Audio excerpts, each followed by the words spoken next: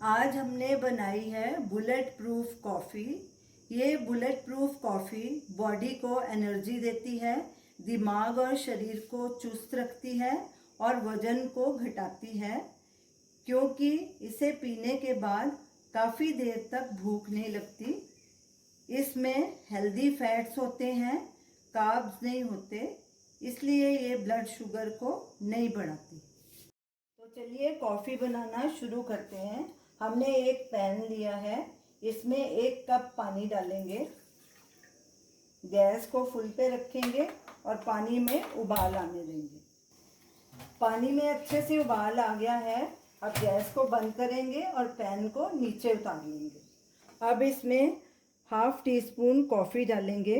अगर आप ज़्यादा स्ट्रॉन्ग पीते हैं तो ज़्यादा भी कॉफ़ी डाल सकते हैं। और 1 टीस्पून वर्जिन कोकोनट ऑयल डालेंगे। इसके बदले आप देसी घी भी डाल सकते हैं।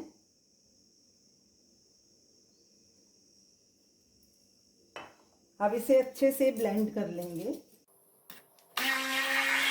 अच्छी झाग आने तक इसे ब्लेंड करेंगे। कॉफ़ी अच्छे से ब्लेंड हो गई है।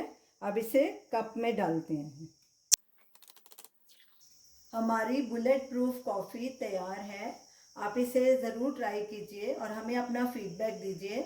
हमारे वीडियो को लाइक कीजिए, शेयर कीजिए, हमारे चैनल को सब्सक्राइब कीजिए। Thanks for watching.